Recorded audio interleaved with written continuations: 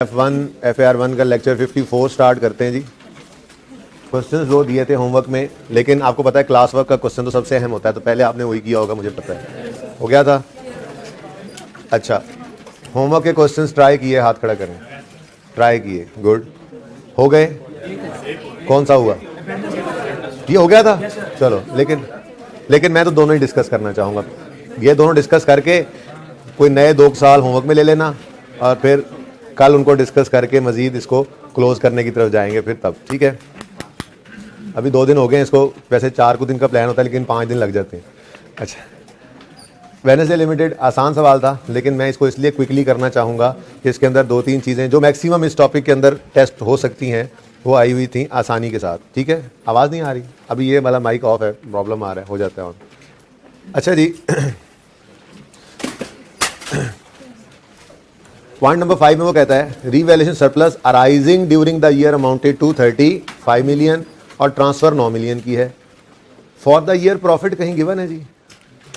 For the year profit कहाँ given है?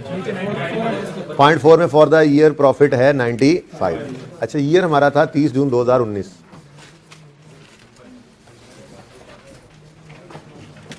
और आने दें इनको। और यहाँ पर आपको पता है, मैंने आपको बताया था कि सेल से बात चलती चलती प्रॉफिट तक आती है, ठीक है जी? और थोड़ा उस तरफ चले जाए। और प्रॉफिट के बाद मैंने कहा था ऐड हुआ करती है अदर कम्प्रीहेंसिव इनकम। ये बात बताई थी ना आपको? बोलो। Other comprehensive income profit and loss के बाद होती है। दोबारा फॉर्मेट भी बना लेंगे। इसको इनसाइड प्रॉफिट एंड लॉस कहा था और इस चीज़ को हमने outside profit and loss account कहा था, ठीक है? सही है जी? अभी भी आवाज़ वैसे ही हो रही है? नहीं आ रही आवाज़। इस क्लास से पहले माइक यूज़ नहीं होता, तो फिर आप इसको देख लिया करें ना एक दफ़ा क्लास से पहले काइंडली। अच्छा जी, अब यहाँ पे वो कह रहे थे 95 मिलियन का प्रॉफिट है फॉर द ईयर, ठीक है? और revaluation surplus arising during the year है 9 नहीं है? अच्छा, वो इंक्रीमेंटल 35। ये कहानी समझ में आती है? बोलो। तो यही बात आपको मैंने जब हमने किया था, कितने कॉलम बने सर बता दो, प्लानिंग कर लें थोड़ी सी जरा। 4 कॉलम बने इसमें टोटल समय? वो तो रिक्वायर्ड नहीं था, टोटल कॉलम रिक्वायर्ड नहीं था, ठीक है जी? 4 कॉलम बन जाएंगे। यहाँ तक स्टेटमेंट से इक्विटी बना लेते हैं। मैं यहाँ पे वर्किंग कर लेता हूँ। मैंने आपको स्टेटमेंट ऑफ कम्प्रीहेंसिव इनकम में बताया था 2 कंपोनेंट्स हैं इसके। एक है प्रॉफिट एंड लॉस अकाउंट जो सेल से शुरू होता है और प्रॉफिट आफ्टर टैक्स तक। हमारे पास क्योंकि वो टैक्स की उस तरह से हम पे एप्लीकेबल FAR1 में है नहीं, तो प्रॉफिट फॉर द ईयर तक यह आ जाता है, नेट प्रॉफिट जिसको कहते थे, ठीक है? और फिर ये सारे रियलाइज्ड खर्चे और रियलाइज्ड इनकम्स जो हैं, रियलाइज्ड प्रॉफिट्स यहाँ पे पड़े होते हैं, ठीक है? उसके बाद एक अगला पोर्शन आया था अदर कम्प्रीहेंसिव इनकम। मैंने कहा था कि रिवाइज करेंगे statement of change in equity में जाकर। ये जब मैंने आपको टेस्ट दिया था ना वो दस्तगी लिमिटेड वाला सवाल, उसके लिए आपको मुझे वो समझाना पड़ा था। याद होगा आपको पूरा, जब एक लेक्चर लगा था और स्टार्ट में आपकी हवाइयाँ उड़ी थी और फिर एंड तक थोड़ा रिलैक्स हुए थे और अगले दिन मजीद रिलैक्स हुए थे। वो वाला टेंशन वाला वक्त आज जो है आपको रिलैक्स कर रहा है। वहां पे ना करते वो सवाल में वहां ना कराता तो आज बहरहाल वो काम करना ही पड़ना था, लेकिन आज आपको बहुत अच्छे तरीके से मजीद उसकी समझ आएगी, इसलिए मैं ये सवाल दोबारा कर रहा हूँ, ठीक है ना? ताकि कॉन्सेप्चुअली चीज़ें क्लियर हो जाएं। बेइज्जत ना कराना आगे जाके FAR2 में जाके।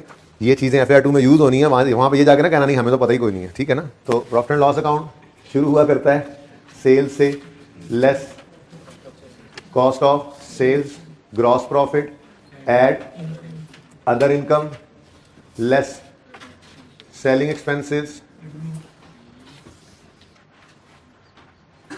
Admin expenses. इनको इकट्ठा भी कभी कभी लिख दिया जाता है पेपर्स में, उनको ऑपरेटिंग एक्सपेंस भी कह दिया जाता है, ठीक है ना?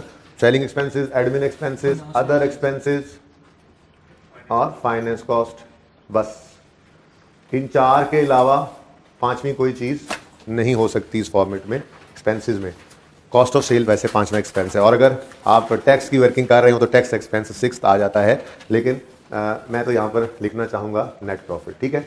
जिसको प्रॉफिट फॉर द ईयर भी कहते हैं, फॉर द ईयर। अगर कभी लिख दे ना net profit, profit before tax या आफ्टर टैक्स, तो पता ही है प्रॉफिट बिफोर टैक्स में से टैक्स माइनस होकर प्रॉफिट आफ्टर टैक्स आ जाता है, मतलब उसका प्रॉफिट फॉर द ईयर ही होता है। लेकिन आप पे ये एप्लीकेबल इस तरह से नहीं है। अब मुझे नहीं पता सेल्स कितनी थी, कॉस्ट ऑफ सेल्स कितनी है, और ग्रॉस प्रॉफिट कितना है, अदर इनकम कितनी ऐड हुई, सेलिंग एक्सपेंसेस कितने माइनस हुए, एडमिन डाटा नहीं है ना, लेकिन फॉर्मेट तो बनाना है। लेकिन FAR 2 में जाके आपको ट्रायल मिलेगा, उस ट्रायल से आप इस तरह की स्टेटमेंट ऑफ कंप्रीहेंसिव इनकम बनाएंगे। फिर statement of change in equity जो बनाना सिखा रहा हूं ये भी वहां बनाएंगे। और कल आपको जो ऐसे करके मैंने बताया था कि ये अंगूठा शेयर कैपिटल है, याद आ रहा है, और ये सारी चीजें जाएंगी ऐसे प्रेजेंट होंगी फेस पे, तो वो फेस बैलेंस शीट का आप बना रहे होंगे, चेंज इन इक्विटी उसके लिए बनाकर चीजें वहां पे जाके प्रेजेंट कर रहे होंगे। तो ये सारी चीजें फाइनेंशियल स्टेटमेंट्स में सीखते चले आ रहे हैं। Income statement balance sheet basic में सीखी इंट्रो में, कैश फ्लो और चेंजेस इन इक्विटी यहां सीखते हैं, और कुछ नोट्स। और FAR 2 में जाके मुकम्मल फाइनेंशियल स्टेटमेंट्स फिर बनती हैं। ठीक है, मुकम्मल का मतलब इनकम स्टेटमेंट भी, ये वाली बैलेंस शीट भी, चेंज इन इक्विटी भी, कैश फ्लो वहां नहीं बनवाता। ठीक है, और नोट्स भी तफसील से। ठीक है जी, ओके। ये बता दें जी, प्रॉब्लम अभी तक आ रही है भाई, ये बाहर को खड़ा होकर बुला दें।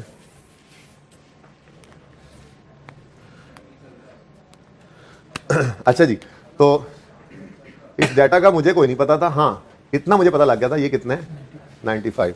भाई ये प्रॉब्लम आ ही रही है यार, किसी को परमानेंट बेसिस पे इसको रिजॉल्व करवा दें काइंडली। ठीक है जी, ओके। तो 30 जून 2019 हमारा साल था, ये फॉर द ईयर एंडेड 30 जून 19 बना करती है। ठीक है, कंप्रीहेंसिव इनकम की स्टेटमेंट। अच्छा, अब 95 का प्रॉफिट आ गया, ये रियलाइज प्रॉफिट है। और इसके बारे में आपको मैंने कहा था कि ये inside profit and loss account है। ठीक है, इसको मैंने प्रॉफिट एंड लॉस अकाउंट भी लिखा ना। ठीक है, ये जो पोर्शन होता है स्टेटमेंट ऑफ कंप्रीहेंसिव इनकम का, इसमें रियलाइज्ड प्रॉफिट्स पड़े होते हैं। ठीक है जी, जो कि बिजनेस ने कमा लिए हैं, इसको इनसाइड प्रॉफिट एंड लॉस भी कहते हैं। ठीक है, और इससे आगे की बात जो है मैंने कहा था, हम अलग रखते हैं वो इनकम्स जिनको मैं शॉर्ट फॉर्म यूज कर रहा हूं। जैसे यहां पे प्रॉफिट एंड लॉस अकाउंट था, मैंने P&L लिख दिया, यहां पे अदर कंप्रीहेंसिव इनकम है, और ये दोनों मिलकर टोटल कंप्रीहेंसिव इनकम बनेंगे ना। ठीक है, टोटल कंप्रीहेंसिव इनकम नहीं है, ये अदर कंप्रीहेंसिव इनकम है। ये प्रॉफिट फॉर द ईयर है, ये अदर कंप्रीहेंसिव इनकम है। और इस अदर कंप्रीहेंसिव इनकम के अंदर आपके सिलेबस में सिर्फ है रिवैल्यूएशन सरप्लस। ठीक है जी, और FAR 2 में जाएंगे तो इसके अंदर 3 4 5 आइटम्स और भी आ जाएंगे, फाइनल में जाएंगे तो फिर और भी बढ़ जाएंगे। ठीक है, तो बहरहाल फिलहाल तो यहाँ पर आपके सिलेबस में सिर्फ रिवैल्यूएशन सरप्लस है। ओके, उसके बाद इनका जो टोटल होता है वो टोटल कंप्रीहेंसिव इनकम TCI मैं लिख रहा हूँ। ठीक है ना, लेकिन मैं ये कह रहा हूँ कि फिलहाल ना आप इसको लिखें ही ना। ओके, बताऊंगा आपको आज यूज इसका वैसे, लेकिन आप इसको फिलहाल जगह खाली छोड़ देते क्योंकि टोटल हो तो सकेगा। उसकी वजह क्या है? अच्छा, आपको ये याद होगा मैंने आपको ये बताया था कि जो ड्यूरिंग द ईयर अरोज होगा सरप्लस, वो पहले यहाँ प्रेजेंट होगा और उसके बाद फिर जाकर वो पार्क हो जाएगा कहाँ पे, statement of changes in equity में रिवेल सरप्लस के कॉलम में। ठीक है, चलो चलो जी, अब फिर तैयारी करते हैं, अपनी तैयारी पकड़ते हैं। वैसे सवाल के अंदर क्या गिवन था, revaluation surplus arising during the year amounted to 35, तो ये है 35। ओके, ठीक है।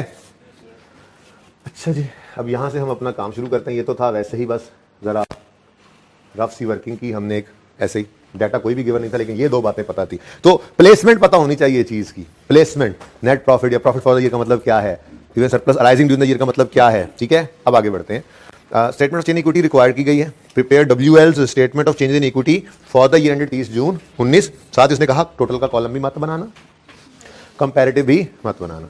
इसका मतलब अगर टोटल कॉलम मत बनाना, ये मना ना करता खुद से, तो हम टोटल का कॉलम भी बनाते। ओहो, एक चीज तो याद ही नहीं रही कि इस हिस्से को क्या कहते हैं फिर, outside profit and loss account. ठीक है, ये जो अदर कंप्रीहेंसिव इनकम, और इन दोनों का टोटल, ये ब्लू और ये रेड पोर्शन का टोटल कहलाता है टोटल कंप्रीहेंसिव इनकम। ठीक है, सही है ना। ये भी कहीं ना कहीं जिंदगी में काम आएगी आपको बात, इनसाइड प्रॉफिट एंड लॉस, और ये बाकायदा लिखा हुआ है स्टैंडर्ड ने इस तरह से इसको। ठीक है ना, ये कहीं FAR 2 में जाके आपको काम दे जाएगी ये बात। तो ये portion inside profit and loss account और ये वाला portion outside profit and loss. ठीक हो गया जी। अच्छा, अब statement of change in equity वो हमने बनानी सीख ली है कल, उसमें तो मसला ही कोई नहीं था। नाम बताओ जी, वेडनेसडे लिमिटेड पूरा लिखना है। ठीक है जी, स्टेटमेंट ऑफ, मैं तो SOCIE लिखूंगा भाई, WL statement of changes in equity for the year ended 30 जून 2019। और चूंकि उसने कंपैरेटिव नहीं मांगे, तो इसका मतलब 1 जुलाई 18 से 30 जून 19 की हमने चेंजेस इन इक्विटी बनानी है, और ओपनिंग बैलेंस जो होना है इसका वो है 1 जुलाई 18। ठीक है जी, ओके अच्छा, मोटे मोटे 3-4 आइटम तो वैसे ही हमारे जहन में है। इसके अंदर एक तो 18 का ये 19 का प्रॉफिट आएगा भाई, जो साल 18 में शुरू होकर 19 में खत्म होता है। टैक्स आप पढ़ चुके हैं आप या पढ़ रहे हैं, ठीक है, तो आपको पता है उसको 19 का साल भी कह देते हैं खात्मे के एतबार से, ठीक है ना। तो अच्छा मैं यूँ बोला था इसमें तो एक तो 19 का प्रॉफिट आ सकता है, ठीक है, दूसरा 18 का फाइनल डिविडेंड आ सकता है, तीसरा 19 का इंटरिम डिविडेंड आ सकता है, चौथा अगर कोई नए शेयर इशू हुए हैं, राइट इशू, वो आ सकता है, पांचवा कोई ट्रांसफर्स हुई हैं जनरल रिजर्व की, वो आ सकती हैं, छठा कोई इंक्रीमेंटल डेप्शन की ट्रांसफर हुई है तो वो आ सकती है। छुट्टी नहीं की थी कल, तो समझ आ रही है? अच्छा, परेशान शक्ल लग रही है तुम्हारी। अच्छा वैसे ही सर ऐसी है। तो ये 5-7 आइटम्स हैं इसके अंदर जो आ सकते हैं। बहरहाल क्लोजिंग पहले लिखा नहीं करते, लेकिन मैं वैसे ही लिख रहा हूँ, उम्मीद है यहाँ तक पूरा हो जाना है इसमें। क्लोजिंग बैलेंस हमारा 30 जून 19 पर होगा। ये हमारी चेंज इक्विटी बननी। फिर सवाल को पढ़ा हमने, तो सवाल में उसने क्या बताया, following information for the year and 30 जून 19 है, जिसमें शेयर होल्डर्स की इक्विटी एज एट 1 जुलाई 18 इतनी है। तो ये ओपनिंग बैलेंसेस गिवन है, मतलब शेयर कैपिटल भी पहले से आ रहा है, शेयर प्रीमियम भी आ रहा है, रिटेन्ड अर्निंग्स भी आ रहा है, और रिवैल्यूएशन सरप्लस भी ओपनिंग में पड़ा है, ठीक है। तो ये सारी चीज़ें ओपनिंग में है, मतलब ये तो हैं ही हैं, ठीक है। तो अब पर्चे में प्लानिंग कब करोगे, तो सवाल पढ़ते हुए आइडिया भी हो जाएगा कि नीचे मिसाल के तौर पे लिखता था नीचे के ट्रांसफर इस दफा हमने डिसाइड किया जनरल रिजर्व में कुछ करना है, तो फिर एक कॉलम जनरल रिजर्व का भी पड़ जाता, ठीक है ना। तो लेकिन फिलहाल तो ये 4 ही हैं, तो आप प्लानिंग पर्चे में पढ़ते हुए वैसे पता लग जाता है। फिर भी एहतियातन आपने टोटल कॉलम नहीं भी दिया और थोड़ी सी जगह एंड पे छोड़ देंगे, टोटल कॉलम नहीं बनाना, तो हो सकता है यार कोई चीज़ हमारी नज़र से ना गुजरी और कॉलम बनाना पड़े, तो बहरहाल एहतियातन हम रख लेंगे। शेयर कैपिटल, फिर जी शेयर प्रीमियम, फिर जी रिटेन्ड अर्निंग्स और रिवैल्यूएशन सरप्लस, इसको रिवैल्यूएशन रिजर्व भी कहते हैं। तो कभी परेशान नहीं होना, आज सरप्लस ही लिखा हुआ तो सरप्लस ही लिख दो, ठीक है जी। और ये कॉलम टोटल का रिक्वायर्ड नहीं है, लेकिन मैंने जगह छोड़ दी। अच्छा अब पॉज करेंगे। अच्छा जी, तो सुने, अब ये जो ओपनिंग बैलेंस गिवन है, ओपनिंग बैलेंस रिवैल्यूएशन सरप्लस का गिवन है, मैं ये चाह रहा हूं कि मैं ये भूल जाऊं कि हम स्टेटमेंट ऑफ चेंज इक्विटी के टॉपिक में हैं, और मैं ये भूल जाऊं कि हमने ये फॉर्मेट के ऊपर स्टेटमेंट ऑफ कंप्रीहेंसिव इनकम बनाना सीख ली है, और मैं ये चाह रहा हूं कि हम ऐसे सोचें जैसे हमने रिवैल्यूएशन के टॉपिक के अंदर नहीं, हाँ वो छोटी सी वर्किंग जैसे बनाई, जरा वो बना लें, ठीक है। तो रिवैल्यूएशन सरप्लस किसका है ये नहीं पता लग रहा कहीं पे, किसी एसेट का ही जाहिर सी बात होना है। तो मैं ऐसे ही ना, ऐसे ही 1 जुलाई 18 पर बुक वैल्यू लिख रहा हूँ, ठीक है। और ये जो एसेट है, एसेट से भी ज़्यादा बेहतर पीपीई है, जो ये पता नहीं कितना आ रहा है, लेकिन इसका रिवैल्यूएशन सरप्लस जो है वो आ रहा है ओपनिंग डेट पर 65, ठीक है ना। ये पिछले साल से कम होता होता एसेट यहाँ पे पहुंचा, और ये रिवैल्यूएशन सरप्लस यहाँ पे पहुंचा हुआ है, ट्रांसफर के बाद ही पहुंचा होगा यहाँ पे, क्योंकि ओपनिंग में जो आ रहा है, और चाहे पिछले साल के एंड पे ही राइज हुआ हो, मुझे इससे क्या, 1 जुलाई 18 की तो ओपनिंग बुक वैल्यू यही है ना इसकी, ठीक है। अब वो कुछ इस तरह की बात कर रहा है कि 30 जून 19 पर पहले हमने डेप्रिसिएशन की होगी, और फिर ड्यूरिंग द ईयर हमने 9 मिलियन को ट्रांसफर किया होगा। आप बेशक सोचने के लिए सोच लो, साल के पहले दिन रिवैल्यूएशन हुई है, बाद में डेप्रिसिएशन हुई है, पहले रिवैल्यूएशन नहीं हुई, पहले डेप्रिसिएशन हुई है, बाद, आपकी मर्जी, क्या क्या समझना चाहोगे। रिवैल्यूएशन सरप्लस पहले राइज हो रहा है और डेप्रिसिएशन बाद में हो रही है, ऐसे स्टार्ट होता है। ये रिवैल्यूएशन अज्यूम करनी, सब अज्यूम करना है, सब अज्यूम, लो भाई पहले कर लेते हैं। 1 जुलाई 18 पर हमने एक लाइन छोड़कर रीवैल्यूड अमाउंट लिखी होगी, वो रीवैल्यूड अमाउंट पता नहीं कितनी होगी, और उसकी वजह से जो सरप्लस नया राइज हुआ वो 35 का हुआ, ये इधर ऐड हुआ और ये बन गया पूरा 100। और फिर वो कह रहा है 30 जून 19 पर डेप्रिसिएशन की होगी और ट्रांसफर 9 रुपए की है, ठीक है ना। ये वो बेसिक बातें हैं, 91 पे पड़ा होना चाहिए, जो हमने शुरू में सीख ली थी, ठीक है ना। लेकिन हम इससे बहुत बड़े हो चुके हैं अब तो। पर मकसद कहने का ये है कि इसमें ये एज ऑन है, ठीक है, ये फॉर द ईयर है, ये एज ऑन है, ये फॉर द ईयर है, और ये एज ऑन। ये बात समझ आती है?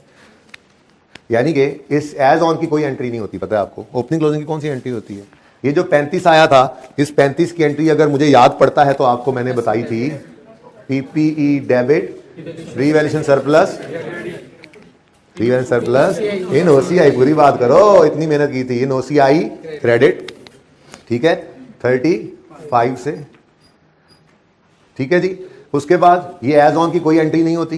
फिर ये 9 रुपए आए, ये फॉर द ईयर है, इसकी एंट्री है, ट्रांसफर हो रहा है, क्या करेंगे entry? Revaluation surplus in OCI नहीं, और रिटेन्ड अर्निंग्स क्रेडिट 9 रुपए से। बातें याद आई? जो क्या हुआ वो थोड़ा ही भूलना है, उसको बस कनेक्ट करके यहां तक पहुंचाना होता है, ठीक है ना? तो ये कहानी कुछ इस तरह से थी कि फॉर द ईयर 35 का राइज हुआ है, लेकिन उससे पहले मुझे बताओ ओपनिंग बैलेंसेस कितने कितने आ रहे हैं? ये तो लिख के फारिग करें। 285, 124 और 65। 285, 124, 65। ऊपर लिख लेना भाई, लिख ही देता हूं।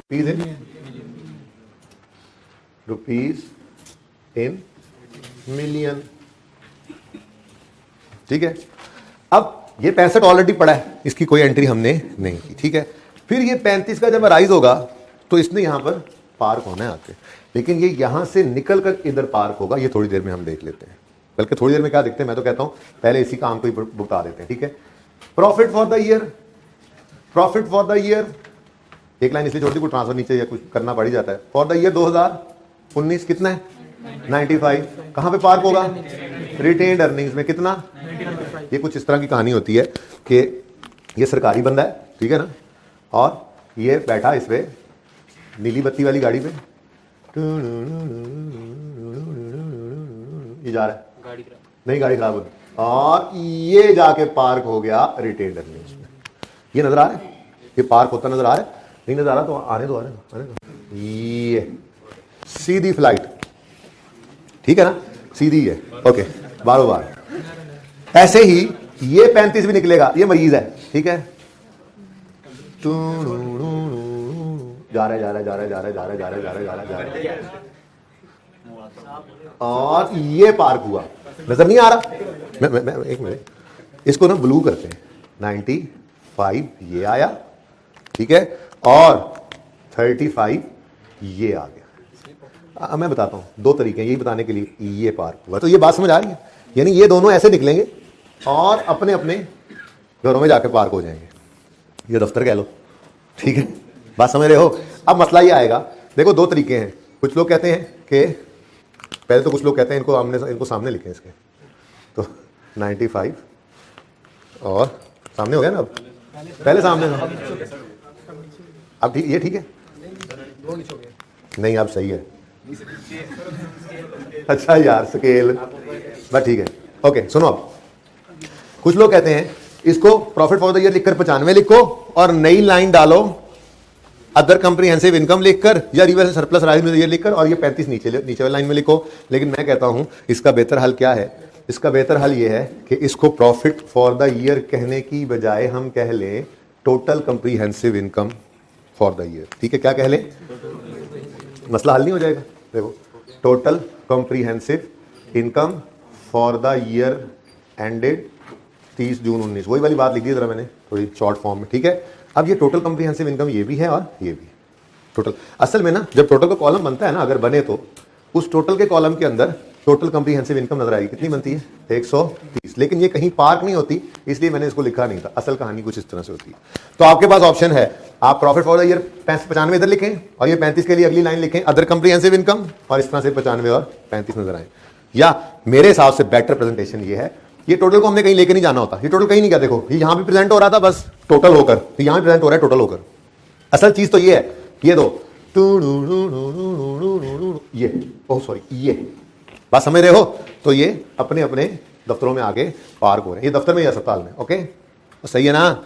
अब ये फॉर द ईयर है, इसके बारे में समझाया था। इसकी एंट्री जब होती है ना, रिवैल्यूएशन सरप्लस डेबिट, ये asset debit real surplus credit, तो revaluation surplus in OCI present करो, ओसीआई को प्रेजेंट करके इधर ले आओ। ये 65 नजर नहीं आया, क्यों? पिछले साल राइज हुआ होगा, उससे पिछले साल हुआ होगा, इस साल राइज नहीं हुआ, तो ये नजर नहीं आ रहा। डन, सही है। उसके बाद ये वाली एंट्री भी भुगता ही दें, ये एंट्री मैंने कर दी। देखो, PP debit revaluation surplus in OCI credit 35। जैसे ये प्रॉफिट यहां पे आया, जैसे ऐसे ये सरप्लस यहां पे आया, ये प्रॉफिट यहां से निकला, रिटेन्ड अर्निंग्स में पार्क हो गया, ये सरप्लस यहां से निकला, रिवैल्यूएशन सरप्लस में पार्क हो गया। ठीक है, तो ये टोटल जरूरत नहीं होती लिखने की, लेकिन मैंने आपको समझाने के लिए लिख दिया क्योंकि यहां पे टोटल कॉम्प्रिहेंसिव इनकम लिख देना ज्यादा बेहतर है। ठीक हो गया, डन, समझ गए। अब आगे बढ़ते हैं। प्रॉफिट फॉर द ईयर इतना है, surplus rose during the year 35 इतना है। देखो प्रॉफिट भी नजर आया, प्रॉफिट लॉस में फॉर द ईयर था, सरप्लस जो फॉर द ईयर रोज हुआ वो भी हमें नजर आ रहा है, ये दोनों नजर आ गए। ठीक है, और यहां से निकलकर अपने घर भी आ गए। नेक्स्ट, ये ज्यादा तेजी से तो नहीं आपने घुमाया था मेरे साथ साथ। अच्छा, next last thing is whereas transfer of incremental depreciation for the year amounted to 9 million. ये ट्रांसफर की entry, transferred to retained earnings लिख दो, या from revaluation surplus to retained earnings पूरा लिखना तो पूरा लिख दो। ठीक है, लेकिन ये एंट्री होगी, बोलो, revaluation surplus debit retained earnings credit, और देख लो इसमें कोई OCI नजर नहीं आ रहा, ये 9 यहां पे नजर नहीं आ रहा। ठीक है, सही है ना। और ये जो क्लोजिंग बनेगा देख लेते हैं एंड पे, 12 क्लोजिंग जब बनाएंगे तो ये 35 में से 9 नहीं 65 जमा 100 माइनस 65 जमा 35 माइनस 9 यानी 91 पे ये एज ऑन 30 जून 19 ये क्लोजिंग नजर आएगा, और ये क्लोजिंग बैलेंस शीट में प्रेजेंट भी ऐसे ही होगा। कुछ बातें लिंक हो रही हैं, समझ आ रही है, कोई बच्चा कंफ्यूज तो नहीं बैठा हुआ। तो फिर ये surplus rose during the year ना होता। हाँ, आप यूं कह सकते हैं कि ये वो फनकारी से गायब कर दे और ये दोनों दे दे। कहे टोटल कॉम्प्रिहेंसिव इनकम 130 है, प्रॉफिट फॉर द ईयर 95 है, तो फिर 35 आप निकाल लेना ना चंदा, बैलेंसिंग निकाल लेना। ठीक है, लेकिन आज तो दिए हुए ना दोनों, आज तो ये नहीं कि मतलब जरूरत भी नहीं थी इसकी मुझे। ठीक है, कहता टेस्ट में ऐसा होगा। चलो, ज़हनी तौर पे तो तैयार और समझदार होते जा रहे हैं हम। ठीक है, ओके, अच्छा जी, चले जी, ये कहानी तो हो गई। पॉइंट नंबर 4 भी हो गया, 5 भी हो गया, 1 भी हो गया, 2 और 3 रह गए। बस जरा ये देख लो, डेट का ध्यान रखना पड़ता है।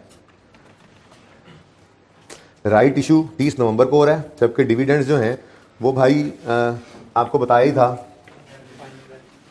कि अगर ये एक साल है, ठीक है, हमारा 19 का, तो जो 18 का फाइनल है यानी 1 जुलाई 18 से 30 जून 19 का जो साल है, तो जो 18 का फाइनल है वो यहाँ 2-3 महीने में हो ही जाता है अनाउंस। ऐसे ही है ना, ऐसे तो नहीं होगा कि 18 का फाइनल जो है ये यहाँ पे 31 दिसंबर पे आके हो रहा हो, सर फाड़ देंगे शेयर होल्डर आके। ठीक है, प्रॉफिट फाइनल हुए, इतना अर्सा गुजर गया है, अगर प्रॉफिट्स हैं और डिविडेंड देना बनता है तो दो। ठीक है, और जो इंटरिम डिविडेंड है ना, इंटरिम डिविडेंड वो भी ना नॉर्मली हाफ ईयर के बाद 1-2 महीनों के अंदर अनाउंस हो जाता है। ठीक है ना, और ऑफ 19 यूं नहीं होगा कि आपको वो परेशान करने के लिए कोई ऐसी हरकत करे, अव्वल तो डेट दे देगा, जैसे कि इंटरिम डिविडेंड के साथ ही उसने नीचे लिख दिया था declared with half yearly accounts. ये देखो इंटरिम डिविडेंड के साथ स्टार लगा हुआ है, नीचे एक लाइन लिखी हुई है, क्या, declared with half yearly accounts. का मतलब ये है कि ये जो 31 दिसंबर 2019 पर 18 पर जो हाफ ईयरली प्रॉफिट फाइनल होंगे ना, उनकी बेस पे ये इंटरिम डिविडेंड अनाउंस होता है। तो यार वो महीने में नहीं तो 2 में हो जाएंगे। ठीक है, लेकिन ये तो नहीं हो सकता कि वो यहां पे पड़े हो। अब यहां पे तो उसने नॉर्मल सी बात बता दी। ठीक है, और साथ ही उसने कमाल ये किया कि आप लोगों की तसल्ली के लिए उसने 30 नवंबर ये इधर ला के खड़ा कर दिया है राइट इशू को। ठीक है, अच्छा, ओह चलो बहरहाल, चलो अब बात हो रही है तो ये भी देख लें। राइट इशू अगर 30 नवंबर 19 को होता वो तो खैर आगे निकल जाता। 30 नवंबर, बात वैसे आप थोड़ी समझ गए होगे। 30 नवंबर कहाँ पे यार, ये तो फिर बहुत आसान सवाल है, ये तो फिर कोई बात नहीं, ये तो मजा ना आया, टेस्ट में देखेंगे फिर। जुलाई, अगस्त, सितंबर, अक्टूबर, नवंबर, यहां पे कह रहा है कि राइट इशू है। अब ये डेट्स क्यों इंपॉर्टेंट है जी, डेट्स क्यों इंपॉर्टेंट है?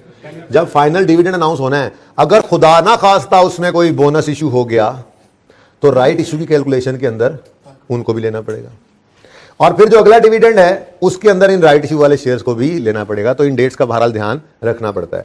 तो सादा सी बात है भाई, ये नहीं हो सकता, बात वहीं लेकर जाता हूं मैं, ये नहीं हो सकता कि आपका जो 18 वाले साल का डिविडेंड है वो 31 दिसंबर 18 तक भी फाइनल नहीं हो रहा। मैंने तो आपको बताया कि लीगली भी 120 दिन के अंदर एजीएम करनी है, जिसके अंदर डिविडेंड ने अप्रूव होना होता है, जो कि डायरेक्टर्स जो है वो क्या कहते हैं उसको, रेकमेंड करते हैं, वो अप्रूव होना होता है। तो 120 दिन से ऊपर, 120 दिन पे भी नहीं कह सकते आप, बल्कि आप यूं कहें वो प्रॉफिट्स फाइनल हुए होंगे 120 दिन में से 21 दिन माइनस करें जो 21 दिन का नोटिस जाना है, जिसके साथ ऑडिटेड फाइनेंशियल स्टेटमेंट्स लगी होती हैं। और ऑडिटेड फाइनेंशियल स्टेटमेंट्स मतलब क्या होता है? फाइनेंशियल स्टेटमेंट्स फाइनल हो गई हैं, प्रॉफिट्स फाइनल हो गए हैं। इसका मतलब भाई मैक्सिमम वो 3 को महीने, ये मैक्सिमम है कोई 3 महीने, 3 महीने से ज्यादा आगे तो जा ही नहीं सकता 18 का प्रॉफिट के वो फाइनल ना हो, लीगली मसला हो जाएगा। ठीक है, तो लीगल ऑब्लिगेशन की तरफ चले गए ना हम। ठीक है, तो इसका मतलब 30 जून 18 वाले साल का अगर प्रॉफिट है तो वो जुलाई, अगस्त, हद सितंबर तक फाइनल हो जाता है, नवंबर तक तो नहीं ना जा सकता। तो इधर फाइनल की डेट नहीं लिखी हुई थी, मैं बात उसमें यहां समझाने लगा था, लेकिन चलो यहां समझा दी, लेकिन मतलब की बात समझा दी आपको। ठीक है ना। फाइनल डिविडेंड किस दिन डिक्लेयर हुआ आपको? जी हो सकता है फाइनल डिविडेंड इस राइट इशू के बाद हुआ हो। भाई नहीं हो सकता, नहीं हो सकता। नॉर्मल अजम्पशन ये है, मैं तो मैक्सिमम 3 महीने पे ले गया ना, कि जून वाले का सितंबर तक तो हो ही जाना है फाइनल, लेकिन सितंबर तक भी नॉर्मली नहीं जाते। सवाल खामोश है तो नॉर्मल अजम्पशन लो, 1.5-2 महीने के अंदर अंदर, यानी कि 30 जून 18 वाले साल का डिविडेंड अगर है तो वो जुलाई अगस्त में हो ही जाता है फाइनल।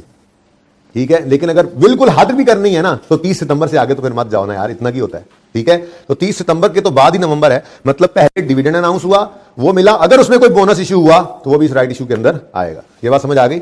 अच्छा, इसका मतलब हमने फाइनल डिविडेंड भी लेना है और हमने इंटरिम डिविडेंड भी लेना है, और दरमियान में एक राइट इश्यू भी है। दरमियान में ये है, समझ में आता है?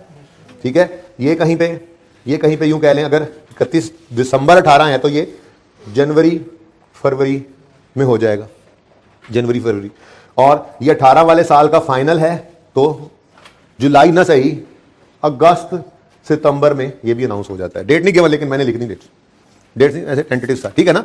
हाँ भाई समझ आती है कि 18 वाले साल का प्रॉफिट, 30 जून 18 वाले साल का प्रॉफिट जुलाई ना सही अगस्त सितंबर तक हो ही जाता है फाइनल। इंटरिम पीरियड 31 दिसंबर 18 वाला प्रॉफिट जनवरी फरवरी में हो ही जाता है फाइनल, इससे ज्यादा आगे तो नहीं जाता। ठीक है, नवंबर में नहीं जा सकता। ये डेट क्या है जी? उन्हें बोला भी 30 नवंबर एंड पे करके, 30 नवंबर 18। ठीक है, बाकायदा उसने डेट भी लिख दी इसलिए। ठीक है ना। तो अगस्त सितंबर के बाद, जनवरी फरवरी से पहले दरमियान में ये राइट इशू भी आ रहा है। ठीक है, तो ये बातें बहरहाल करना जरूरी थी। सवाल आसान था, मुझे पता है, सवाल तो आपने कर लिया, लेकिन इस तरह से तो बातों को सोचा ही नहीं होगा आपने। इस तरह से सोचना इसलिए नहीं पड़ा क्योंकि सवाल में ये वाला फैसला ज्यादा था नहीं। जिन सवालों में होगा उसके अंदर सोचना तो पड़ेगा ना, तो बेस तो बना ले। ठीक है, चलें जी आप बातें। हाँ भाई, नंबरिंग करनी पड़ेगी डिविडेंड की। क्या तरीका बताया था? मैंने कहा था ये नहीं करने बैठ जाना, ये तो टाइम जाया करेगा। हमने तो उसूल क्या बनाया था यार, ये मिटा ना तू, ऊपर वाले तो उधर बन गया, ये तो बना नहीं ली उधर तफसील से। पहले मैंने सोचा बस इतनी सी बनाकर समझा देता हूँ। मैं कहा नहीं यार चलो जरा रिवीजन हो जाए अच्छे से। ठीक है, ताकि कल को FR 2 में उस्ताद आपसे पूछे तो आप ये ना कहें हमें तो पता ही नहीं। अच्छा नेक्स्ट जी, ना मैंने कहा था ऐसे टाइम ज़ाया होता है। ठीक है, आप ये देखो कौन से साल की आपने, अच्छा 19 की बनानी है, 18 की बनानी नहीं है। अगर कहता तो बना देते, लेकिन मैं कह रहा हूँ जिस साल की हो सिर्फ वो लिखना है। पर जरा प्रैक्टिस के लिए जरा दोबारा 18 में लिख लेंगे। 18 में कौन कौन से डिविडेंड आ सकते हैं? फाइनल ऑफ 17 और इंटरिम ऑफ 18, लेकिन ये रिक्वायर्ड नहीं है साल, इसलिए इसको इग्नोर कर दो। जरा प्रैक्टिस की हमने, अब अपने साल पे आए। 19 में मैक्सिमम क्या हो सकता है? फाइनल ऑफ 18 और इंटरिम ऑफ 19, नंबर 1 नंबर 2। और अगर ये भी होता तो ये नंबर 1 नंबर 2 होता, ये नंबर 3 नंबर 4 होता। फिर statement of change in equity बनाएंगे भी सही इस तरह से, पहले 1 साल की आती फिर दूसरे साल की आती, इसलिए नंबर 1 नंबर 2 ऊपर, नंबर 3 नंबर 4 नीचे। देखते हैं सवालों के अंदर ही जाके ऐसे क्या जबानी बातें करना। ठीक है, अब इधर 1 और 2 जहन में रखते हुए ये डिविडेंड्स की बारिश की तरफ बढ़ते हैं। ये बारिश ही तो हो रही है, कितने डिविडेंड को सज्जों आ रहा है, को कब्यों आ रहा है। ठीक है, अब नंबरिंग ने हमें हेल्प की, जो कल हमने करना सीखी थी। कितने बच्चों ने ऐसे ही करके नंबरिंग की थी? याद खड़ा करें, बस थोड़े से 4-5। बाकी कितनों ने नंबरिंग की थी? सवाल कितने बच्चों ने किया था? तो बाकियों ने नंबरिंग नहीं की। क्यों क्यों क्यों क्यों ना फरमान बच्चों, क्यों? अहद करो आइंदा से डिविडेंड इस तरह से बिखरे हुए आए तो नंबरिंग जरूर करोगे। अहद करो मेरे साथ। ओके ठीक है जी, नंबरिंग कर लें। अच्छा जी, ओके फाइनल बाद में देखेंगे, कैश बोनस बाद में, वो तो एंट्री है। ठीक है ना, सबसे पहले टाइम क्लासिफिकेशन जरूरी है। पता तो लगे हमने अपनी चेंज इन इक्विटी में कौन कौन से डिविडेंड्स को लेना है। अगर दोनों साल के तो कौन से डिविडेंड किस साल में लेना है, कौन से डिविडेंड को किस साल मिलना है, और स्टिल कौन सा इग्नोर भी करना है, ये सब कुछ देखना पड़ेगा। 2 साल की चेंज इन इक्विटी आ गई ना, तो फिर मैं देखूंगा जबानी कैसे नंबरिंग करते हो। कर तो लोगे लेकिन 10 मिनट लग जाएंगे। जो 2 मिनट का काम है 10 मिनट में करोगे तो अगले सवाल के अंदर मसला होगा। ठीक है, अच्छा कहां थे हम? यहां थे हम। फाइनल डिविडेंड है। कैश बोनस को फिलहाल भूल जाओ, एंट्री करते हुए देखेंगे। फाइनल बोनस, फाइनल ऑफ 18, इधर देखा, यस यस यस, इज 1। ठीक है, और फाइनल ऑफ 19, नो। ऐसे काटें कि फिर पकड़ा ना पड़े इसको, देखना भी ना पड़े इसको। गलती से कहीं पे आपने इसको ले लिया तो सवाल सारा गलत। ठीक है, लेकिन ये पहले इंश्योर करना है, ये पहले इंश्योर करना है 19 के साल के अंदर ध्यान से कि फाइनल ऑफ 18 आता है। असल में ना 19 का फाइनल तो 20 में जाके मिलता है, 20 तो हमारे सवाल में रिक्वायर्ड नहीं है, तो इसको बस को काट दें ताकि ये कंफ्यूज ही ना करे आपको, ठीक है। अच्छा, अब 2 ही थे, ये 4-5 हुआ करेंगे, 4-5 इधर 4-5 इधर, तो नंबरिंग करनी है लाजमी, ओके। अच्छा, टेस्ट में तो लाजमी हुआ करेंगे ऐसे। देखता हूँ नंबरिंग ना करना, फिर ना करना नंबरिंग, टेस्ट में ना करना। कैश टर्म टेस्ट है ना, वाह खूब मैदान है। अच्छा, मैंने आज सिलेबस उनको बताया लेक्चर 1 से लेक्चर 56। मैं कोशिश करूंगा हफ्ते वाले दिन भी कुछ नया ना हो। वैसे तो मेरे आपको बताया मैंने छुट्टी करनी है और रिकॉर्डिंग करनी है, देखूंगा क्या करना है। मेरी कोशिश ये होगी कि जो पेंडेंसीज हैं बस वो हों, यानी कि कोई ज़्यादा बोझ ना हो। और कोशिश ये करूंगा कि कल आप लोगों को क्लास के अंदर थोड़ी सी रिवीजन के लिए सवाल भी बता दूं। तो आप हफ्ता इतवार सोमवार ऐसे लगाएं कि मंगल भी लगा दें कि बुध को आई कैप का पर्चा है, क्योंकि बेटा देख लो आप, वो पंजाबी पूरा हो गया, करेक्शन ऑफ एरर भी हो गया, चेंज इन इक्विटी भी हो गया, ये हो गया बस। अब तो बस ऐसे इसको इसकी नोक पलक सही कर रहे हैं। टॉपिक समझा दिया आपको, तो 7 टॉपिक्स हो गए हैं, तो ये करीब आधा पर्चा हो गया हमारा, करीब 40% पे तो पहले ही पहुंचे हुए थे यार, ठीक है। तो ये आधा पर्चा तैयार करना है, तो 3 दिन फुल फ्लेज और चौथा दिन भी लगा डालो इसको ऐसे कि बस ये पर्चा आई कैप का देना है, ये तैयार हो जाएगा ना। देखो फायदा क्या होगा, ये आधा एग्जाम लेवल पे आ जाएगा। तो इसलिए मेरी कोशिश यही होगी कि मंडे वाले दिन का भी जो लेक्चर हो उसमें कोई नया काम ना हो, कोशिश मेरी यही होगी। और जो छोटी मोटी पेंडेंसीज हैं हम उसको रिमूव करते चलें। एक्स्ट्रा बोझ नहीं डालूंगा आप पे, लेकिन आपने खुद पे एक्स्ट्रा बोझ डालना है। मैं क्वेश्चंस आज मेरे टीए को कह देना मुझे याद करवा दे, मैं क्वेश्चंस आपके लिए आज ले आऊंगा, किए हुए क्वेश्चंस ही हर टॉपिक में से आपको मैं दूंगा। आपने कोशिश करके उसको एग्जाम लेवल पे लाना है, कोशिश करनी है, ओके। ये समझे मौका है आपको पास करने का, पर्चा पास करने का एक मौका अल्लाह ने आपको दिया है, ये टर्म टेस्ट, ठीक है। आधा सिलेबस तैयार हो जाए ना, तो आगे क्या है, अब थोड़ा सा दिसंबर, इस टर्म टेस्ट के बाद थोड़ा सा दिसंबर और पूरा जनवरी, तो 1.5 महीने के अंदर तकरीबन आधा सिलेबस हुआ करता है। टॉपिक्स छोटे हो जाते हैं ना जरा, लेकिन वेटेज तो होती है उनकी। तो अब वो आधा साथ साथ तैयार करेंगे इस नियत से कि बस ये जो तैयार कर रहा हूं ना पढ़ते पढ़ते यही फाइनल तैयारी है, तो आपको प्रेप लीव के अंदर बहुत हेल्प मिलेगी। आधा पुराना वैसे तैयार हो गया और ये अगला आधा ताज़ा साथ साथ तैयार होता रहा, तो आप प्रेप लीव के अंदर अच्छा तैयार करके और पेपर में अच्छा परफॉर्म कर सकेंगे। कोशिश करेंगे ना इंशाल्लाह। तो टर्म टेस्ट को डू और डाई टेस्ट समझना, डू और डाई टेस्ट समझना है, ठीक है, समझोगे ना। और जो फेल होगा वो फिर मेरी तरह से डाई होगा, या डू करो या डाई हो जाओ, ओके। तलवार में लेके आऊंगा। अच्छा जी, वापस आए, सवाल कर लें, आगे भी जाना है मैंने क्लास दूसरी पढ़ाने, आगे बढ़े। इंटरिम ऑफ 18, यस नो 18 के नाम पे ना ऐसे बस 18 का फाइनल आना था, कटो इन्हों, चल। इंटरिम ऑफ 19, यस, बस 2 डिविडेंड निकले। अच्छा, लेकिन इंपॉर्टेंट थिंग इज नंबर 1 को पहले लिखना, फिर राइट इशू को करना, फिर नंबर 2 को लिखना, ठीक है, जज्बाती नहीं हो जाना, ओके। तो आ जाओ भाई, सवाल तो हो गया। सबसे पहले पाकिस्तान और फिर फाइनल डिविडेंड ऑफ 18, और है कौन सा, ओ फाइनल तो हैगा भाई, कैश है। अब कैश या बोनस की बात भी तो करनी है भाई, सर्फ एक्सेल है या बोनस है बताओ, ठीक है। अब हाँ भाई, ये डिविडेंड की परसेंटेज हमेशा किस पे लगती है, क्यों लगती है ये कल बता दिया था, ठीक है ना। तो क्या है लेटेस्ट, 200 इंटू 18%, आंसर इज, अब कैश डिविडेंड एंट्री जेन में लाओ, मैं कर नहीं रहा। Dividend debit, dividend payable credit, dividend debit कहां होगा, रिटेन्ड अर्निंग में, यानी कम करेगा इसको, तो डिविडेंड डेबिट 36। आप कहोगे ये प्रॉफिट ऊपर आना चाहिए था, कोई गल नहीं यार, तरतीब दी खैर है, मैं कुछ और भी तो समझा रहा था उस वक्त, तो ठीक जगह ऊपर खाली छोड़ दी बाकी चीजों के लिए, ठीक है ना। प्रॉफिट ऊपर रख के फिर डिविडेंड, कोई बात नहीं, मैं कहूंगा जी पुरानों में से बांटा है मैंने, कोई मसला नहीं है। तो रिटेन अर्निंग से निकलना है ना बस, कोई नहीं तरतीब की इतनी जरूरत होती, बस जैसे नंबर आता है चीज का लिखते जाओ, कोई मसला नहीं, कोई नंबर नहीं कटते इस पर, ठीक है। तो डिविडेंड डेबिट करेगा रिटेन अर्निंग्स को, यानी कम करेगा, और डिविडेंड पेएबल में जाके पार्क हो जाएगा। जैसे जैसे लोग आते रहेंगे, पेएबल डेबिट कैश क्रेडिट, कल बता दिया था। ये डिविडेंड पेएबल वाली बात ना फिर कैश फ्लो के टॉपिक में हेल्प करेगी, तो वहां पे फिर भूले होगे, इसलिए मैं बार बार ये कर रहा हूं। डिविडेंड पेएबल क्रेडिट होगा, लायबिलिटी है, फिर आहिस्ता आहिस्ता जैसे जैसे लोग आते जाएंगे तो कैश क्रेडिट करते जाएंगे और पेएबल को डेबिट करते जाएंगे हम, ठीक है ना। ओके, उसके बाद इसके बाद नंबर 2 लिखने वाले सही गलती कर जाएंगे, क्यों, क्योंकि इन टर्म ऑफ 19 से पहले राइट इशू है, ठीक है ना। और इसने बड़ा क्लियरली इसलिए बता दिया था, असल मसला ये था कि फाइनल के बाद है, ये मैंने आपको समझा लिया। अगले दिन तो उसने क्लियरली कर दिया था कि 30 नवंबर को राइट इशू है और फिर दिसंबर हाफ ईयरली के अकाउंट्स की बेस पे इंटरिम मिला था, वो तो जनवरी फरवरी में मिलना था, ठीक है ना। तो पहले अब राइट इशू की वर्किंग करनी पड़ेगी हमें।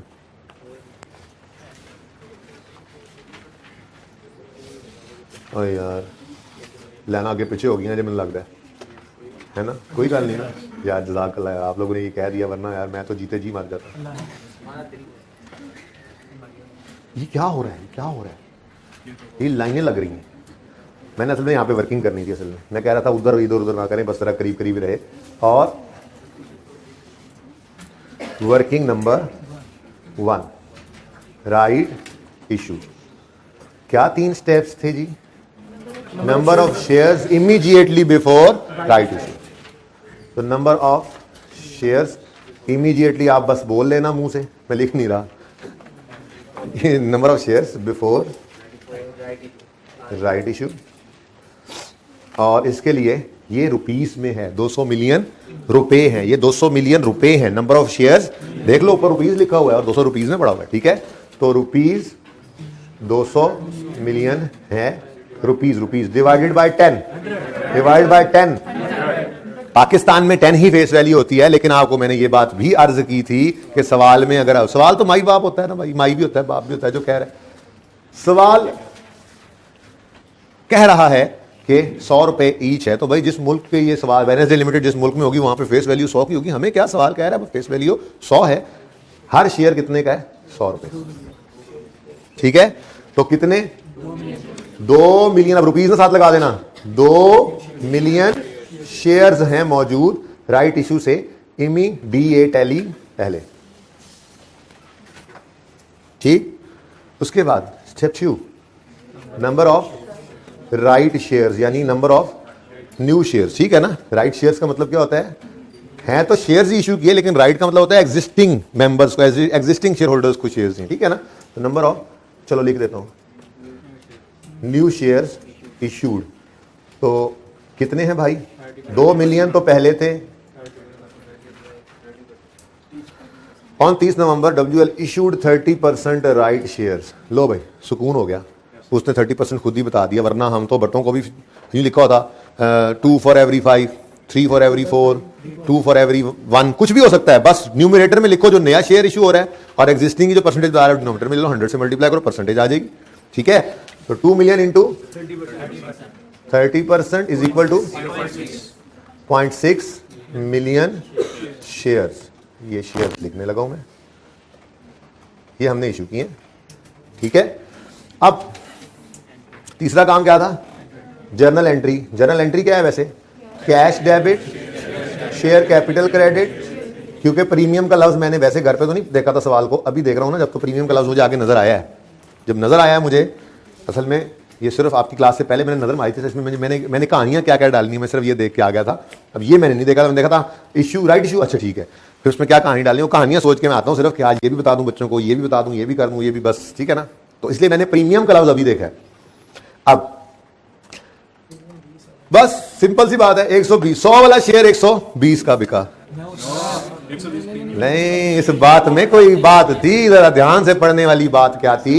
Shares were issued at a premium of 120 का मतलब 100 वाला शेयर 220 का बिके तो 120 का प्रीमियम आता है ना। ये क्या होता है? अच्छा जी बात समझे? वो ये तो नहीं लिख रहा 30 November WL issued 30% right share at a price of 120 पर शेयर। अगर यहां लिखा होता ना एट अ प्राइस ऑफ 120 पर शेयर, तो फिर 20 का प्रीमियम होता, 100 वाला शेयर 120 में दिया है। लेकिन वो क्या कह रहा है? एट अ प्रीमियम ऑफ 120, मतलब 220 का शेयर होगा तो 100 शेयर कैपिटल, और 100 वाली चीज 220 में बेचोगे तो 120 का प्रीमियम है ना। हाँ। बहरहाल ये एंट्री करने का तरीका सुनो। इस एंट्री में पहले आपने एक समझना, एक शेयर इशू हुआ, ठीक है ना, फिर नंबर ऑफ शेयर तो निकले ही पड़े। एक शेयर इशू हुआ और उसके बदले में आए 220 रुपए, जिसमें से 100 को शेयर कैपिटल में फेंकना होता है और बाकी को ये जैसे जैसे एक शेयर, अगर एक शेयर इशू होता तो हम ये एंट्री करते हैं ना, 220 से कैश डेबिट, 100 से शेयर कैपिटल क्रेडिट और 120 से शेयर प्रीमियम। नजर आ रहा है सबको? कैमरा वाले भाई भी नजर आ रहा है बच्चों को? ठीक है जी, सबको नजर आ रहा है बेटा? अब नंबर ऑफ शेयर्स निकले हुए हैं, इंटू 0.6 करो, इंटू 0.6 करो, कैलकुलेटर की गेम बाद में। ये हो गई एंट्री पूरी। बोलो भाई कैश 132 मिलियन का कैश डेबिट 60, अच्छा 7 जी और 72। चलो जी, स्टेप 3 हो गया, कैश डेबिट। कैश डेबिट जाहिर है दिमाग में तो करेंगे ना, cash debit, share capital credit, share premium, इसके आगे लिख दोगे right issue, working 1।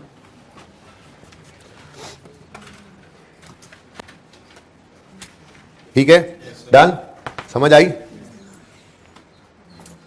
Number 2 is over. अब रह सिर्फ गया ये 10% का इंटरिम, ये तो हमने कर लिया एंट्री। तो इंटरिम डिविडेंड है और बोनस है, सर्फ एक्सेल नहीं है, बोनस है।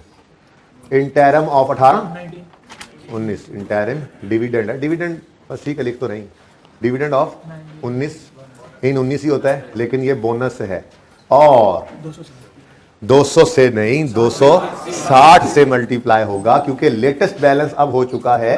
तो मैं यूं लिख देता हूं 200 जमा 60 बराबर होता है 260 इंटू 10%। ठीक है जी, ये ठीक है। अब लेटेस्ट बैलेंस 200 नहीं रहा बच्चों, लेटेस्ट बैलेंस अब 260 हो चुका है। ठीक है, तो सही है ना? बढ़ाओ कितना? 26 है, कौन सा? बोनस, सर्फ एक्सेल नहीं है, बोनस है। एंट्री बोलो, dividend debit, share capital credit. तो डिविडेंड डेबिट कहां? डिविडेंड का तो कॉलम ही नहीं आ रहा, डिविडेंड। अच्छा, तभी तो रिटेन नहीं लिख देते ब्रैकेट में। तो डिविडेंड डेबिट करेगा रिटेन अर्निंग्स को 26 से डेबिट और शेयर कैपिटल 26 से क्रेडिट। ठीक है जी, सारी जगह खाली रहेगी। चलो कोई बात नहीं, क्या बस खत्म का सवाल खत्म हो गया? 9 यार, इतना सा सवाल था। तो 8 नंबर का जस्टिफाइड था ना, इसका मतलब है 7। प्रॉफिट भी आ गया बेटा, आ चुका। अच्छा भाई सबर कर दो, मैं बता देता हूँ यार। अच्छा जी, ये बेटा प्रॉफिट और ये रियल सरप्लस। ठीक है, ये जो ऐसे आए, असल में ना ये जब ये ऐसे चलता है, लेकिन यहां पे आके ना ऐसे हो जाता है 95। देखो सारे 95 और ये 35। ये चला तो यूं था, यूं जा रहा था, जा रहा था, जा रहा था, जा रहा था, यहां पर लगा ओहो ये नहीं पहले आ रहा है। ठीक है ना, पास पार्क कर देना है यहाँ पे लाके इनको फॉर द ईयर फिगर्स को। ठीक है, इससे बड़ी एक्सप्लेनेशन दी थी आपको। ये देखो प्रॉफिट फॉर द ईयर भी तो यहां नजर आया और फिर यहां नजर आया, ऐसे ही ये सरप्लस भी यहां नजर आया। यहाँ एक बार जब फॉर द ईयर राइज हो, ले आओ इधर। अब इसके अंदर जो एडजस्टमेंट्स है फॉर द ईयर, इसमें कुछ ट्रांसफर करना है, इसमें से कुछ बांटना है, वो यहीं पर होगा। फिर वहां प्रॉफिट एंड लॉस अकाउंट के अंदर नहीं जाते, चेंज इन इक्विटी।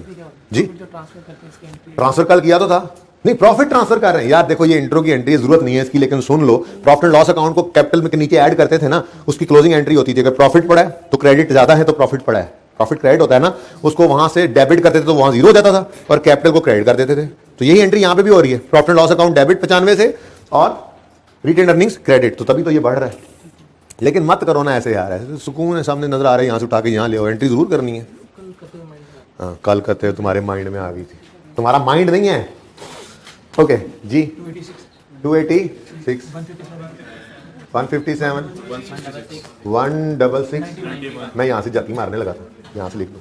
ठीक है, ये देखो, ये जो वर्किंग पुरानी हम करते थे, ये वो वर्किंग आज बता रही है। बैलेंस शीट बने ना, ये तो मैंने मुकम्मल ही बना दी ना, एक्सट्रैक्ट्स तो नहीं है, ये तो मुकम्मल ही है, लेकिन जाहिर है डाटा ना होने की वजह से एक्सट्रैक्ट्स नहीं है। बैलेंस शीट का अगर मैं एक्सट्रैक्ट्स बनाऊं, एक्सट्रैक्ट्स, तो उनके अंदर इक्विटी एंड लायबिलिटीज का पोर्शन आया करेगा आपकी FY2 की इनकम स्टेटमेंट बैलेंस शीट में, और वहां पर इक्विटी आया करेगा। इक्विटी में अब ये देखो, देखो चेक करो, ये यूं चले, ये इधर आ गए, और फिर ये ऐसे नहीं थे, ये ऐसे थे। अच्छा 4 ही तो हैं आज, ये ऐसे, ये चार यूं चलेंगे और ये इधर आ जाएंगे ऐसे। क्लोजिंग, क्योंकि ये एज ऑन 30 जून 19 हम बना रहे हैं। और चेक करो इसको, इस इनसाइड प्रॉफिट लॉस को चेक करो, हद हो गई यार। इधर हम बैलेंस शीट बना रहे हैं, तुम आए हो। हाँ भाई वो ऐसे चले थे, ये ऐसे शेयर, पूरा शेयर कैपिटल लिखें, हाथ पूरा ही लिख लें, शेयर कैपिटल 286, कोई वर्किंग यहां नहीं करते, सब वहीं पे। रियल सरप्लस में भी देखो, जो ऐड हुआ या जो ट्रांसफर हुआ वो सब यहां पे हमने किया और यहां क्लोजिंग ही आएगा। प्रॉफिट रिटेन अर्निंग्स में जो ओपनिंग था, जो डिविडेंड्स दिए, जो प्रॉफिट आया, जो ट्रांसफर इन हुआ, सब कुछ यहां हो रहा है, यहां पे क्लोजिंग बैलेंस, ठीक है ना। तो बड़े हो गए। शेयर प्रीमियम कितना 157, रीवैल्यूएशन, पहले रिटेन अर्निंग है ना, वही तरतीब लिखो, वो ऐसे आ रहे हैं, कैसे आप इधर कर रहे हैं यार, हद होगी यार। रिटेन अर्निंग्स 166, रीवैल्यूएशन, रिजर्व भी कहते हैं, मैं इसको बार बार कह रहा हूं, कहीं आ जाए तो ये ना हो बैठे हो मुंह उठा के ये पता नहीं क्या है। रीवैल्यूएशन सरप्लस को रीवैल्यूएशन रिजर्व भी कहते हैं। और इसके बाद फिर लायबिलिटी शुरू हो जाती हैं, जिसमें हमारे सवाल के हिसाब से तो डिविडेंड पेएबल नजर आ रहा होगा, लेकिन मैं उसको लिख नहीं पा रहा। वजह पता क्या है? पता नहीं कितना है। क्यों? देखो 36 डेबिट और पेएबल, ये तो शेयर्स बांटे हैं ना। ये 36 का जो पेएबल क्रेडिट किया था इस दिन हमने, ये तो कोई अगस्त सितंबर की बात है। अब अगस्त सितंबर 18 में एक डिविडेंड अनाउंस किया, तो अगस्त सितंबर गुजरा, अक्टूबर नवंबर दिसंबर, फिर 1907 शुरू हुआ, 6 महीने वो गुजर गया। क्या आपको लगता है 8-10 महीने गुजर जाएं और पैसे लेने वाले पैसे लेने नहीं आएंगे? बोलो भाई, कोई ऐसा पूरी दुनिया में ऐसे, तो पाकिस्तान का नाम ना लेना, हर जगह पाकिस्तान में ऐसे, तो पूरी दुनिया में ऐसे नहीं होता भाई। डिविडेंड अनाउंस हो और 7-8-10 महीने गुजर जाएं और लोग आए ही ना लेने, ऐसे कैसे होता है भाई? सुबह सुबह लोग पहुंचे होते हैं, चलो भाई सारे पैसे दो, ठीक है ना। तो इसलिए मैं यहाँ पे 36 तो नहीं लिख सकता, वो डाटा अज्यूम कराओ तो फिर कुछ कैश निकाल के कुछ कम हो सकता है, 0 भी हो सकता है, 36 नहीं हो सकता, ठीक है ना। फाइनल प्रेजेंट यहाँ पे होगा क्या 12 लिख दें? कहता 12 लिख दें, लिख लेना आप, मैं नहीं लिख रहा। ओके, मैंने प्रेजेंटेशन दिखाई सर, एक मिनट, ये देखना जरा, ये उसके बाद ये FAR 2 की अकाउंटिंग, ये FAR 2 की अकाउंटिंग है बस, ठीक है ना। कह रहा है ऐसे ऐसे कुछ, अच्छा जी, सही है जी, डन। ओके चलो भाई, क्वेश्चन 1 लग तो आसान सा रहा था, लेकिन इस पे हमने खूब मेहनत करके बहुत सारी चीजें सीख ली, ताकि क्वेश्चन 2 आप आज होमवर्क में ट्राई कर सकें। Try what is happening here, what talk is, क्या बात है? ले आए भाई इधर आमिर, लो भाई पास पेपर 2, माशाल्लाह आपका होमवर्क हो गया। आप खपेंगे भी सही, परेशान भी होंगे, एस्ट्राजेनेका लिखा हुआ है। अच्छा मजे की बात अटेम्प्ट देख लो जरा, अटेम्प्ट देखो। नहीं स्प्रिंग, ये स्प्रिंग 2020 कब बनती, कौन सा महीना होता है? मार्च 2020 में सवाल है, क्योंकि 20 से उन्होंने एस्ट्राजेनेका बना ली थी।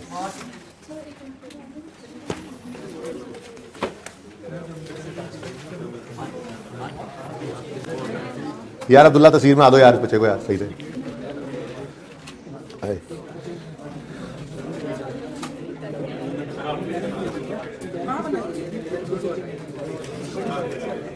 मेरी तस्वीर का क्या अब रह गया, कैमरे में तो होती है।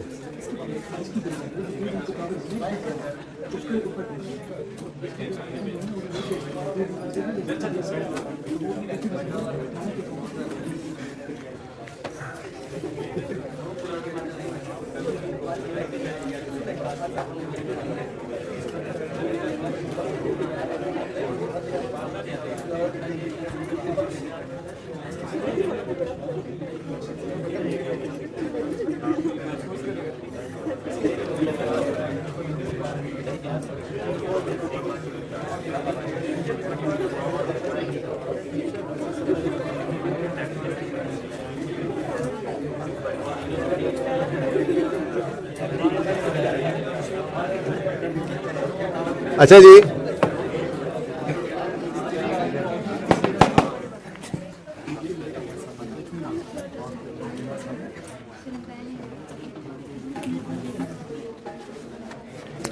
क्वेश्चन नंबर 2 को जरा नजर डालते हैं। नंबर इसके 8 हैं, लेकिन थोड़े से मसले मसाइल शायद ज्यादा हों। रिक्वायरमेंट है टोटल का कॉलम नहीं बनाना और कंपैरेटिव फिगर नहीं बनानी, ये रिक्वायरमेंट नहीं है, ये कह रहा है रिक्वायरमेंट में ये नहीं बनाना, ठीक है। लेकिन कहने का मकसद ये है कि ये भी जरूरी चीजें होती हैं, पढ़ने वाली होती हैं। ठीक है, आप लोग ये पढ़ते हैं, ब्रैकेट को लिखना छोड़ो यार, रिक्वायरमेंट पढ़ो। 2 साल की चेंज इन इक्विटी बना के आगे पर्चे में कह रहा है कंपैरेटिव इज नॉट रिक्वायर्ड। अच्छा,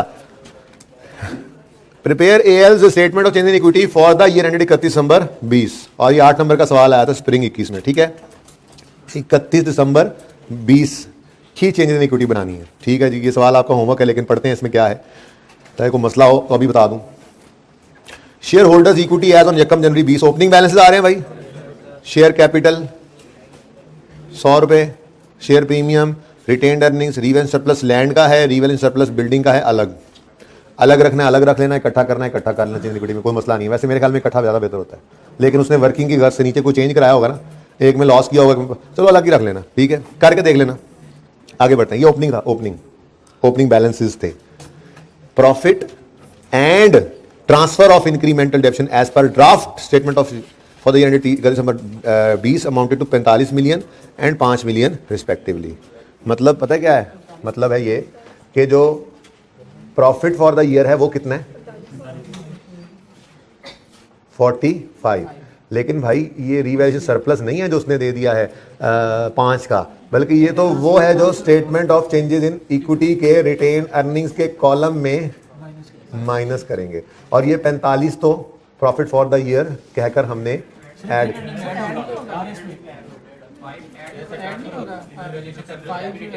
हाँ सॉरी वो मैं माइनस लिखना, थोड़ा इधर कर लेते हैं, SOCI, समझ तो गए हो ना आप लोग, जरूरत तो नहीं थी इतनी बात करने की। बार रिटेन्ड अर्निंग्स,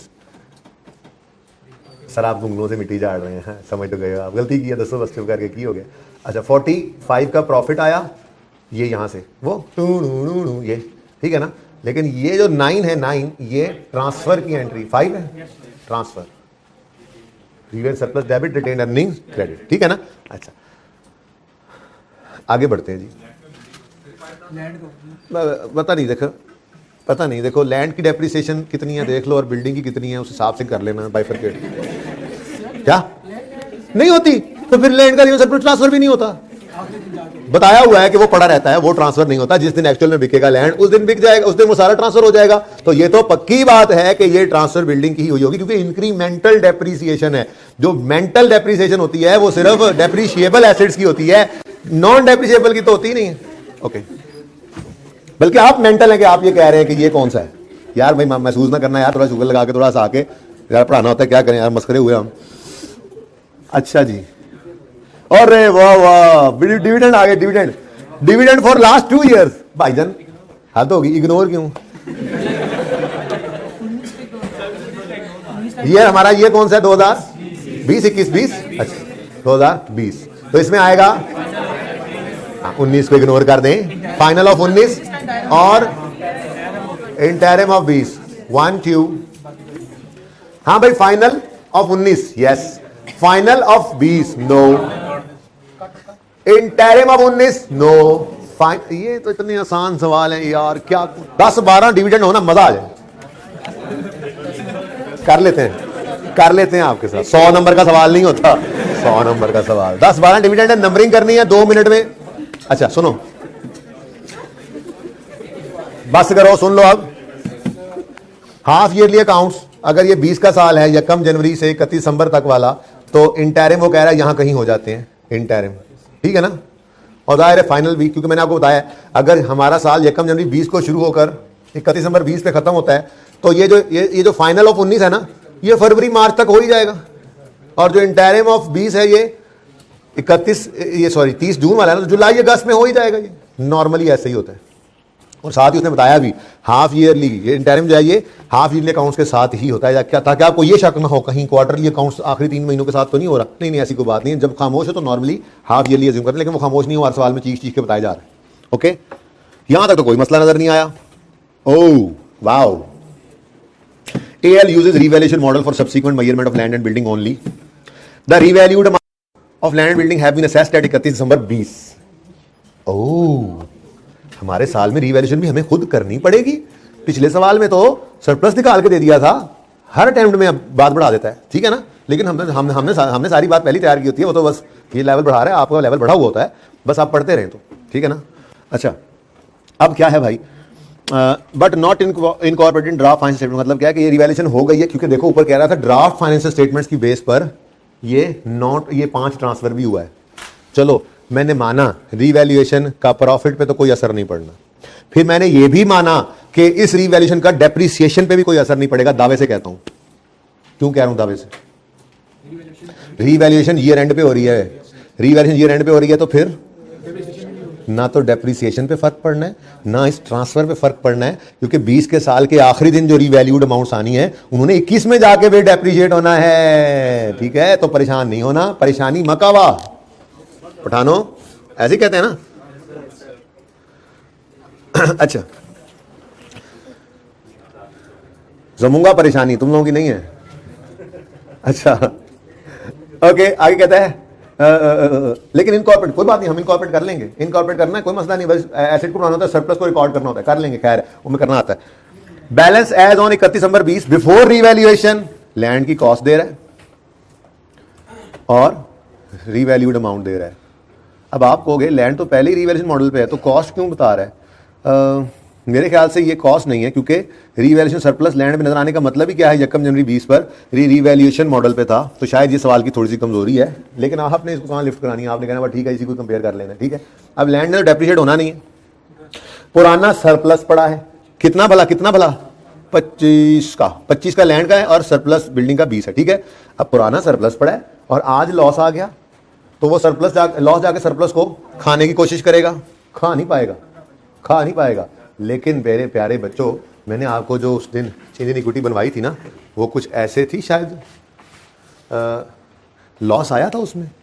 नहीं आया था। सुन लो फिर, ये बात भी आज सुन ही लो। मिसाल के तौर पे अगले साल के अंदर, मिसाल के तौर पे मिसाल ले लो, 30 जून 20 में ये पड़ा है 91 पड़ा था ना, ये रिवैल्यू सरप्लस का ओपनिंग बैलेंस। जरा शॉर्ट सी बात, ठीक है, 91 पड़ा है और इतना लॉस आया कि 100 का ही लॉस आ गया। कितना आ गया जी? ये 100 के लॉस की एंट्री क्या होगी? इधर देखो, 100 का लॉस सरप्लस उधर इधर लाओ, वो जो वर्किंग हो रही होती है, 91 का सरप्लस पड़ा था हमारा एसेट, पता नहीं, मैं छोड़ो फिलहाल इसकी बात नहीं कर रहा कितने पड़ा था, लेकिन लॉस हदें पार कर गया। जब लॉस हदें पार कर गया तो इसने सरप्लस को भी खा लिया और प्रॉफिट एंड लॉस में 9 का लॉस भी चला गया। अब ये प्रेजेंटेशन कैसे होगी? जगह ही नहीं बच रही। ये रियल सरप्लस जो होगा ना, 91, इधर समझो ओपनिंग पड़ा होगा 91, ठीक है, पड़ा होगा 91, ये 91 का 91 एडजस्ट होकर 0 हो जाएगा। ठीक है, अब एंट्री क्या बनती है इसकी? एंट्री हम क्या करते थे?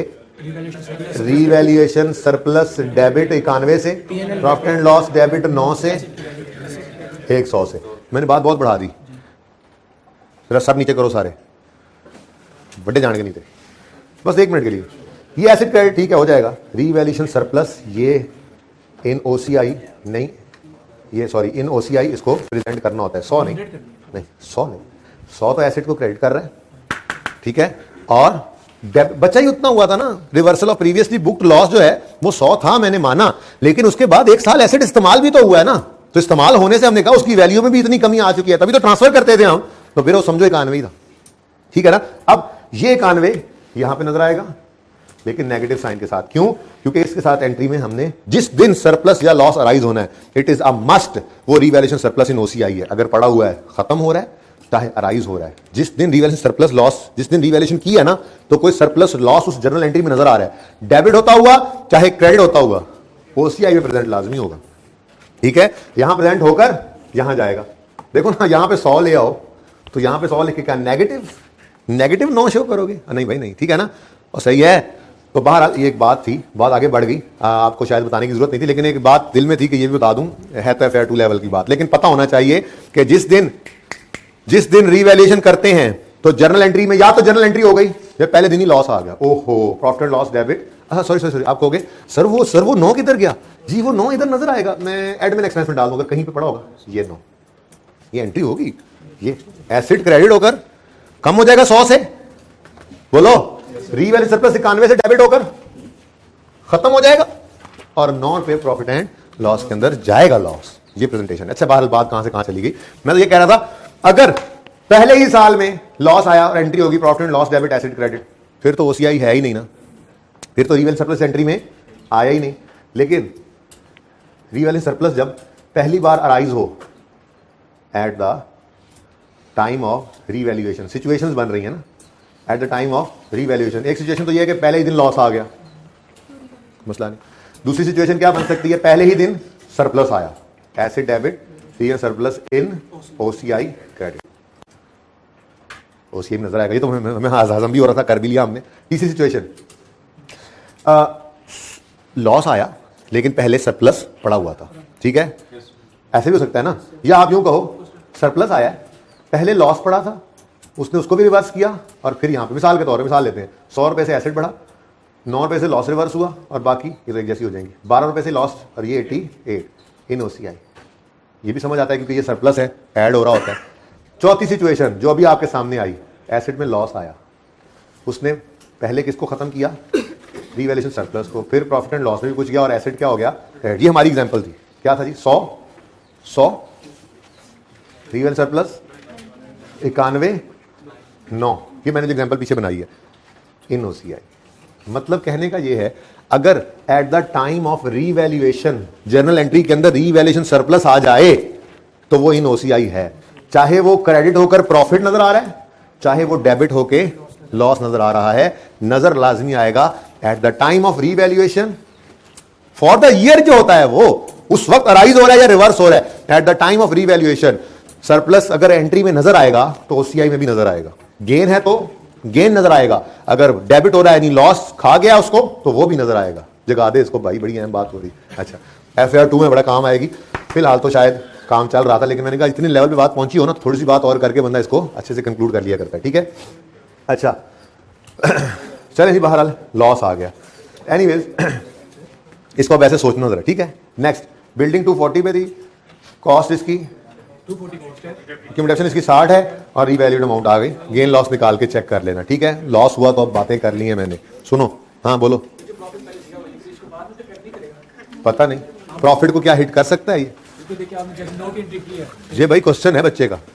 अगर लॉस आता है, पता नहीं सवाल में आता है नहीं आता, अगर आता है आखिरी दिन तो है, लेकिन प्रॉफिट तो पहले कैलकुलेटेड है ना, क्या उसको हिट करेगा पता नहीं, मेरे ख्याल से तो करना चाहिए, लेकिन आपका सवाल है, आपने कल देखना है, मेरे ख्याल से तो करना चाहिए।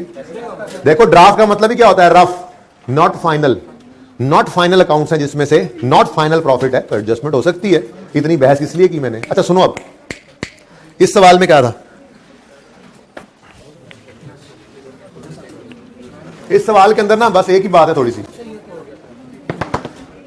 नहीं यहां पे तो वो भी नहीं है, 25% राइट शेयर्स हैं, बोनस है 10%, 50 मिलियन राइट शेयर्स हैं, फिर बोनस है, ओपनिंग बैलेंसेस हैं। ले, मसला तो इसमें नहीं है, मसला तो होगा 4 में।